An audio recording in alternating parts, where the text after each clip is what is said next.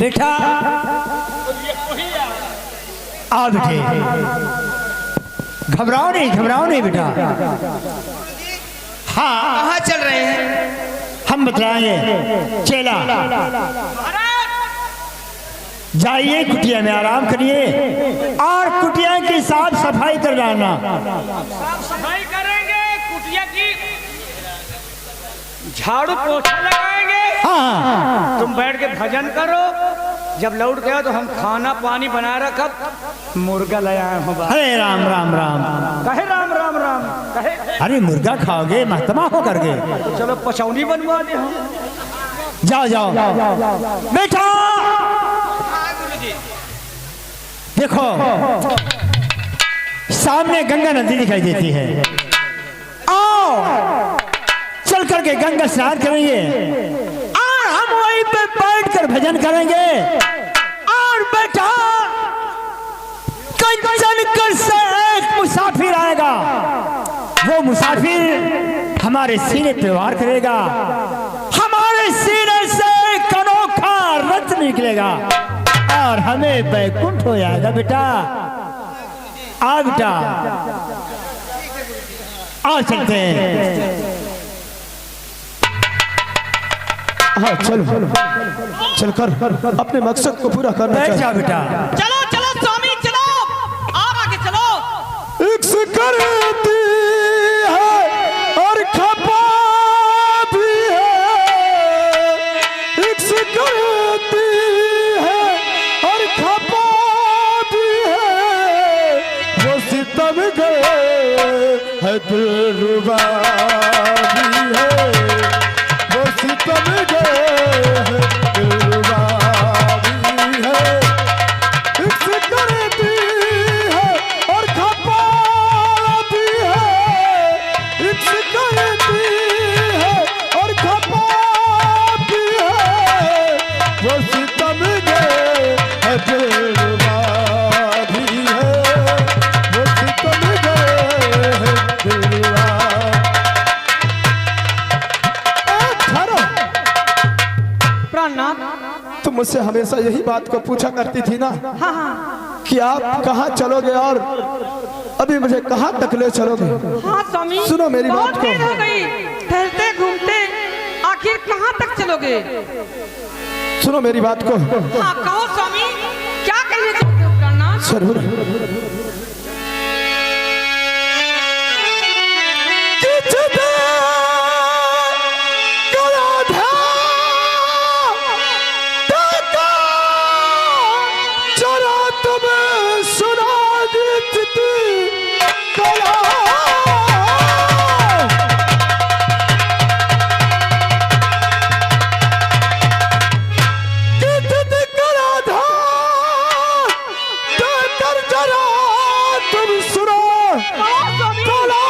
जिसकी मुझे वो नजर आ रहा, साधु के सीने में और माना खारम तली वार करने अभी प्यार।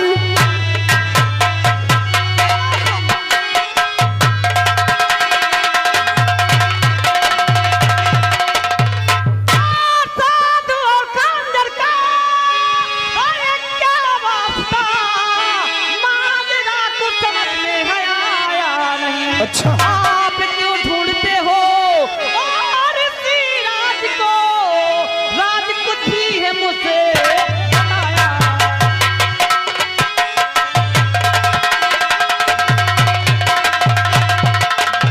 स्वामी, प्रिय, साधु और इस खंजर का क्या वास्ता स्वामी? जरूर बताऊंगा। आज तक प्राणनाथ तुमने मुझे बताया नहीं।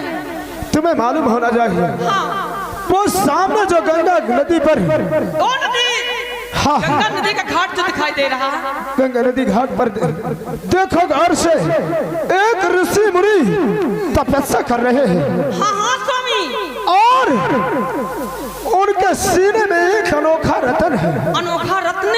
हाँ, अगर मैं उनके सीने में वार करूंगा तो स्वामी तो मुझे वो अनोखा रत्न मिल जाएगा जिसकी तलाश में मैं कंचनगढ़ को छोड़कर इस सोनागढ़ में आया हूँ। स्वामी हाँ। ये तो ऐसी बात है, तो जो कार के लिए आए हो ना स्वामी, उस कार को पूरा करो। ये लो, ये तिलस्मी तलवार तुम ले लो और इसे मुझे दे दो, क्योंकि देखे भैया जी, आप है श्रीमान, ये हमारे श्री बुदान भैया मिस्त्री साहब, यही अचाकापुर से भैया जी के कर कमलों द्वारा हमारे घर मालिक साहब के लिए 100 रुपया व्यवहार है और पार्टी के लिए 21 रुपए का इनाम है। आओ चलो। स्वामी जिस चीज की तलाश है, जो नजर आ रहा है, तो अपना कार पूरा कीजिए। आओ चलो। गुरुजी भजन कर रहे हो? हाँ ठीक है, बहुत अच्छी बात है। जोगी महाराज क्या प्रणाम, जिसकी तलाश में थे यही है वो एक क्या वही ऋषि मुनि है? मुझे माफ करना गुरुवर, क्योंकि मैं तुम्हारे सीने में वार करने जा रहा हूँ। मेरी गलतियों को क्षमा करना, क्योंकि मैंने किसी से वादा करके आया हूँ कि जब तक वो अनोखा रतन और वो तिलस्मी तलवार लेकर सोनागढ़ से नहीं आऊंगा, तब तक पचराज दरबार में अपना मुंह नहीं दिखलाऊंगा। ठीक है स्वामी, अपने प्रश्नों का दिया हुआ पालन करो। मरने के लिए तैयार हो जाओ ऋषि मुनि। नंबर 1 और 2 और नंबर।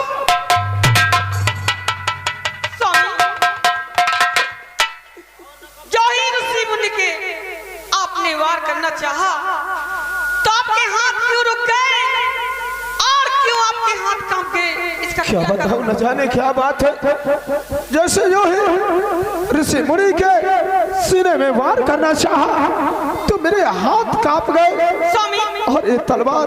मुझे बहुत चिंता हो गई। सुनो, क्या कहना चाहते अरे हो? क्यों रुक गया है आपका ये हाथ को? अच्छा,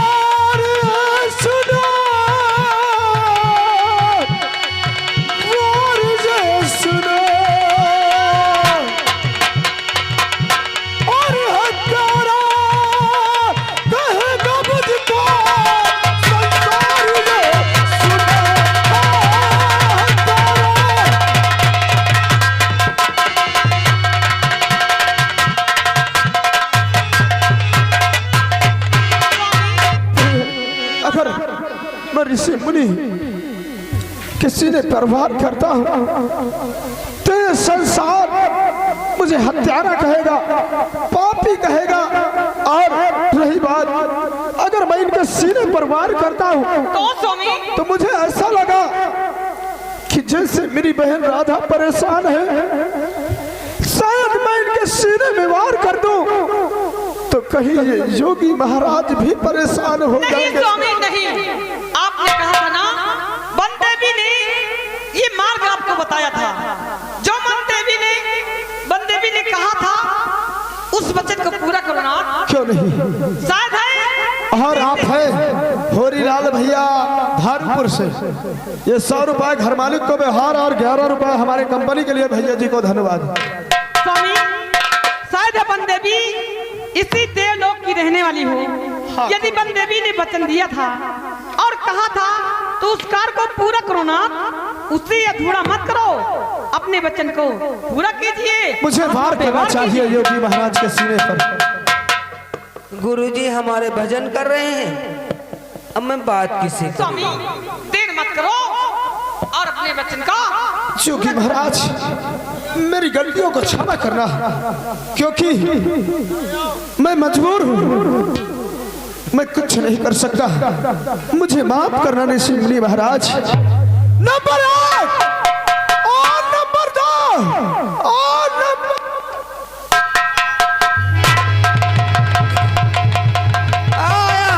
अरे गुरुजी, गुरुजी,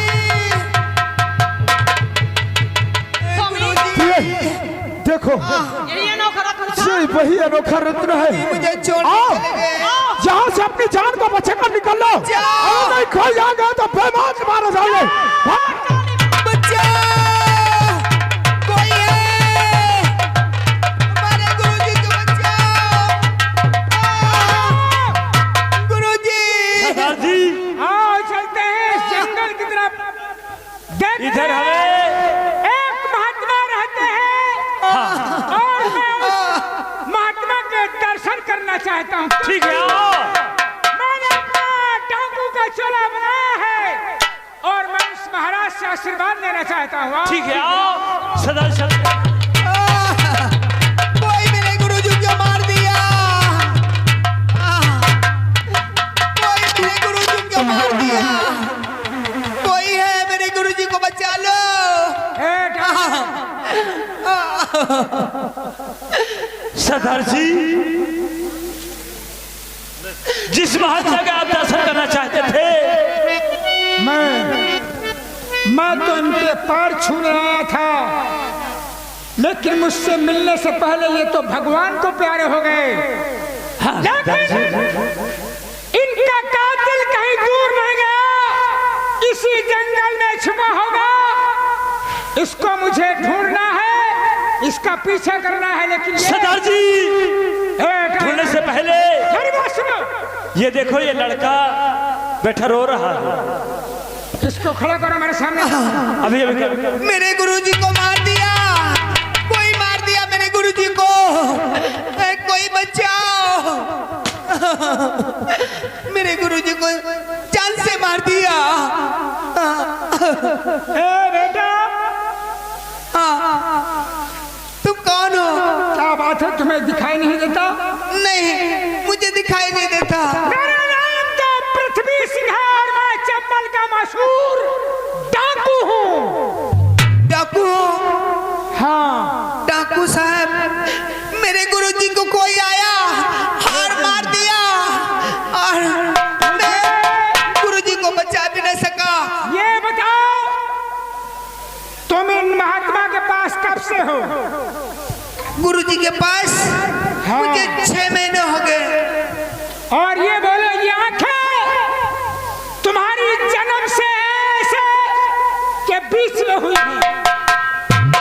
नहीं साहब, मेरी आंखें 20 से हो गई, पैदाइश से नहीं। या ईश्वर, 20 से अंधा हुआ हूँ मैं। लेकिन तुम ये बताओ, कहाँ के रहने वाले हो, क्या नाम है? मैं रहने वाला कंचनगढ़ का रहने वाला हूँ। क्या? कंचनगढ़ का रहने वाला हूँ और मेरा नीलेश नाम है। या भगवान, जिसके खातिर मैंने आज ये डाकू का चोला पहना है, आज उसको मैं खुद नहीं पहचान पाया। और ये महाराज का पुत्र नीलेश है। सरदार जी, क्या बात है कि तुम्हारे आंखों में अश्क की धारा का ये चेहरा पहचाना हुआ? ये और कोई नहीं है। ये कौन है? ये हमारे महाराज यशपाल का बेटा नीलेश। नीलेश, तेरे सामने वीर सिंह आया है। अरे चाचा, चाचा, मैं भी सोच रहा था ये आवाज पहचानी हुई लगती है, फिर आप बोल दिए चाचा। मुझे छोड़ के कहाँ चले गए थे चाचा? इस इसका मतलब आज मुझे मालूम हुआ ये चाल दुर्जन सिंह की है। ये जो मैंने गाल पे चाटा मारा था उसी चाटे का बदला मुझसे लिया है। हाँ चाचा आप सच कहते हैं। तुम ये बताओ, जब मैं तुमको छोड़ के जंगल में पानी लेने गया था तो तुम कहाँ चले गए थे नीलेश? कहाँ चले गए थे? चाचा मैं अपने से कहीं नहीं गया था। मंत्री मेरे पास आया और कहने लगा तुझे मेरा कहना करना होगा, मेरे साथ चलना होगा। मैं जिद कर लिया चाचा। मैं बोला मैं नहीं जाऊंगा, चाचा आ रहे हैं पानी लेके आएंगे फिर मैं पानी पी लूंगा। लेकिन वो माने नहीं, मुझे बहुत मारा पीटा, मारपीट करके मेरा गला दबा करके नदी में मार करके डाल दिए। मैं समझ गया नीलेश, ये किसी और की चाल नहीं हो सकती, दुर्जन की चाल है। टाइगर सरदार जी, आज के बाद राधा और ये नीलेश हमारी अमानत है, तुम्हारे साथ रहेंगे। ठीक है सरदार जी, कोई दिक्कत नहीं है। और जब तक वक्त हमारा नहीं होता है हम तुम्हें कुछ नहीं बताएंगे। चलो इस लड़के का पीछा करो और इसको साथ में ले चलो। लेकिन सरदार जी, नहीं, बाबा जी की लाश को ठिकाने लगा मेरे साथियों।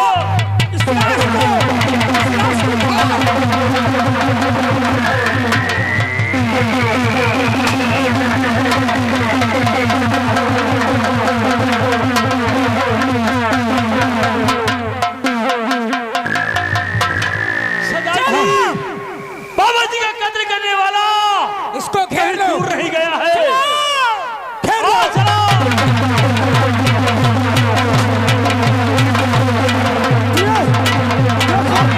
मुझे ऐसा लग रहा हमारा तुम्हारा कोई पीछा कर रहा है। आप भारत चलो यहाँ से।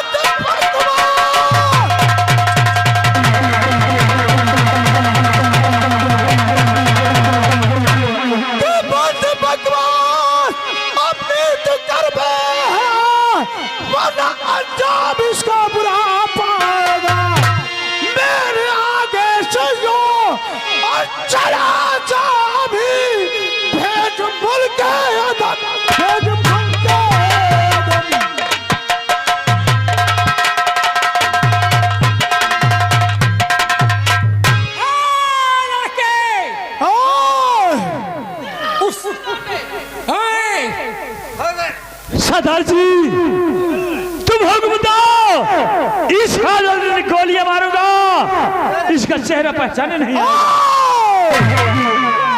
याद रखो डाकू पहाड़ी सिंह, अगर एक भी गोली चलाया तो सारा सर जमीन पर लुढ़कता हुआ नजर आएगा। याद रखना कि मेरा नाम देश विख्यात है। जब बच्चा रोता है तो माँ कहती कि सो जा बेटा, अच्छा, वरना टाइगर सिंह आ जाएगा। और ये काली माँ पे बलि चढ़ा दूंगी सब लोगों को। सोच लो। अच्छा, हाँ, मतलब ये झांसी की रानी बन रही है। और क्या, वैसा ही समझ लो। अभी देख कौन इस मैदान में हारता और कौन जीतता है। देख लेना कौन हारता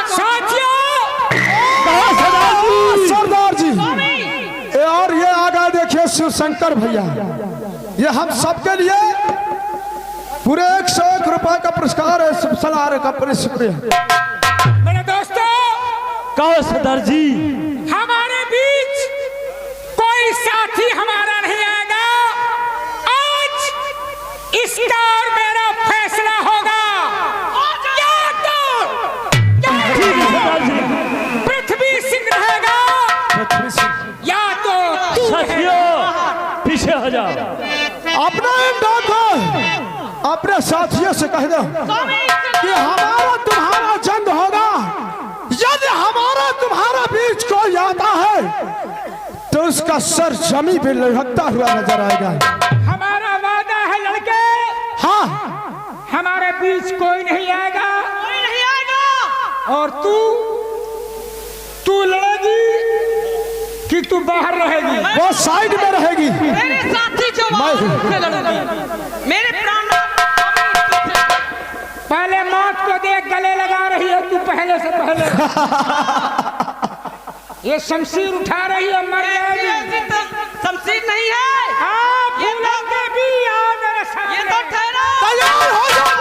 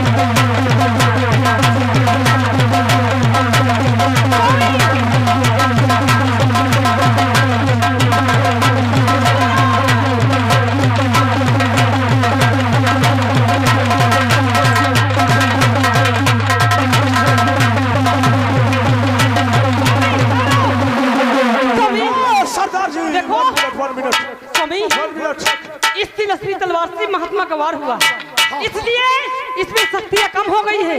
हम तुम विजय प्राप्त नहीं कर सकते, इसलिए इसको चश्मा देके निकल लो।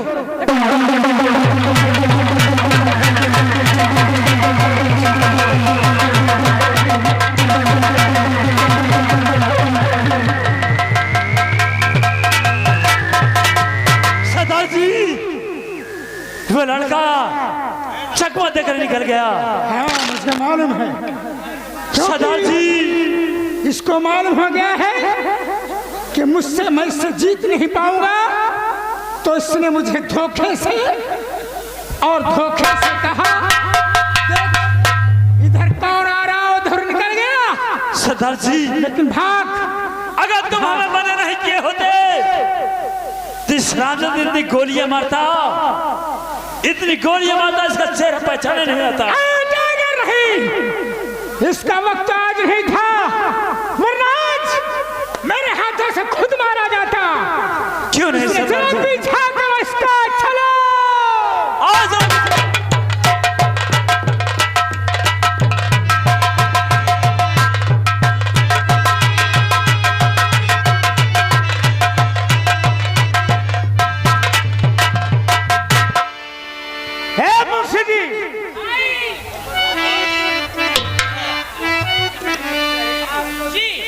एक काम करो, और मसाला खाए हैं मशक की, क्या काम है साहब? जो महाराज यशपाल सिंह जेल में बंद है, अरे वो तो जेल की चक्कियां पीस रहे हैं, उसको फौरन निकाल कर लाओ। आज उसकी हम फांसी देंगे। महाराज यशपाल सिंह की फांसी यहीं पे इसी जगह उसको लेकर आओ जेल से, और फांसी के तख्त पे उसे खड़ा कर दो। आप इंतजार कीजिए, अभी ला रहा हूं। जाओ।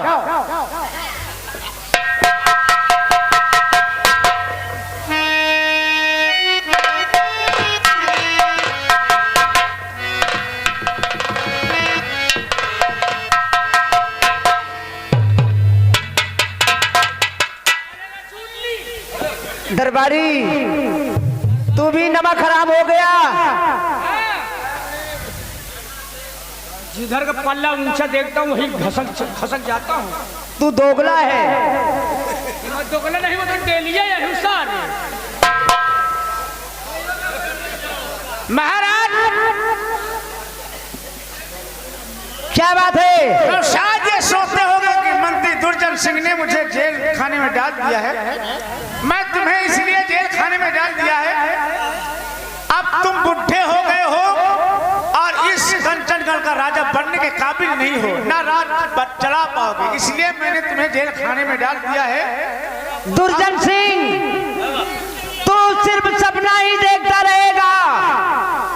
तेरे हाथ ये कंचनगढ़ का ताज और तक नहीं मिल सकता तुझे। ये हमारे श्रीमान रामकरण भैया जी, रामकरण भैया जी अचाकापुर से भैया जी के कर कमलों द्वारा घर मालिक साहब के लिए 100 रुपया व्यवहार, पार्टी के लिए 11 रुपए का इनाम, और आप है श्रीमान हमारे देश राज भैया जी, वो भी अचाकापुर निवासी, उनके कर कमलों द्वारा 50 रुपए व्यवहार, 21 रुपए का इनाम।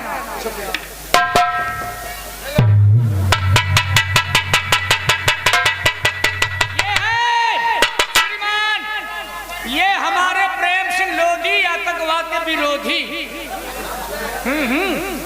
और अचाकापुर निवासी भैया जी के कर कमलों द्वारा 11 रुपए का इनाम। शुक्रिया, धन्यवाद।